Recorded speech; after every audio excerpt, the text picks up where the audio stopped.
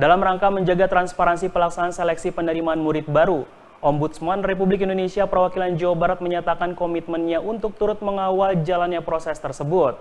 Transparansi data kuota SPMB di setiap sekolah harus sesuai dengan informasi yang diumumkan secara resmi, guna mencegah terjadinya praktik jual beli kursi yang kerap menjadi sorotan publik. Memasuki masa pendaftaran tahun ajaran baru, sejumlah persoalan dalam pelaksanaan sistem penerimaan murid baru SPMB telah menanti. Untuk itu, penting menjaga dan mengawal transparansi SPMB 2025. Dalam hal ini, Ombudsman RI Perwakilan Jawa Barat telah menyoroti terkait transparansi data kuota SPMB di setiap sekolah. Kepala Ombudsman RI Perwakilan Jawa Barat dan Satriana mengatakan bahwa pihaknya beberapa kali menemukan adanya selisih jumlah antara kuota SPMB di sekolah dengan jumlah siswa yang terdaftar di Dapodik. Hal tersebut dinilai dapat mencari celah adanya praktik jual beli kursi SPMB di sekolah. Sehingga perlunya transparansi dan akuntabel sesuai dengan jumlah Dapodik. Pengawasan potensi jual beli kursi tidak hanya pada saat SPMB, namun setelah SPMB atau daftar ulang ini pengawasan harus tetap dilakukan karena tak ada informasi terkait jumlah siswa yang melanjutkan ataupun yang mengundurkan diri.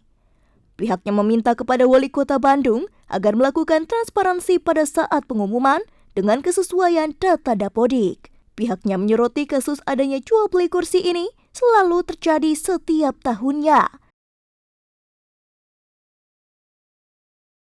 Saya kira terus melakukan pengawalan berdasarkan catatan-catatan dan analisa kami terhadap daya tampung dan nantinya jumlah siswa yang diterima.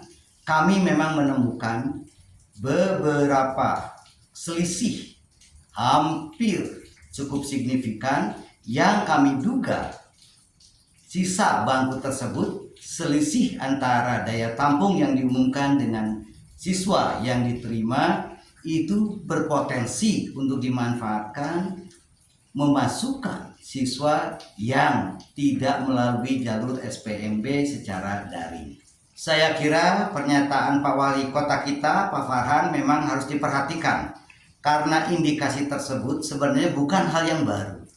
Sependek pemeriksaan pengawasan kami, memang isu jual beli bangku ini selalu berulang setiap tahun dan bahkan telah ada belasan kepala sekolah yang mendapatkan sanksi.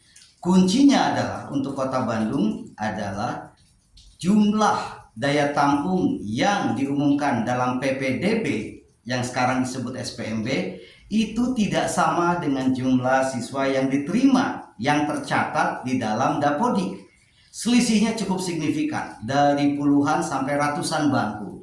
Ini patut dijadikan momentum oleh Pak Wali Kota untuk segera melakukan perbaikan agar dalam SPMB nanti itu jumlah daya tampung yang diumumkan sama persis dengan jumlah yang tercatat di Dapodik. Yang kedua, saya kira Pak Wali juga perlu mencermati pasca daftar ulang. Karena pada saat itu SPMB aplikasinya sudah ditutup. Semua kewenangannya diberikan kepada sekolah. Namun biasanya pengawasan pasca daftar ulang ini tidak menjadi perhatian. Sehingga potensi hal tersebut bisa dimanfaatkan tadi untuk memasukkan siswa yang tidak terdaftar atau tidak diterima melalui aplikasi SPMB.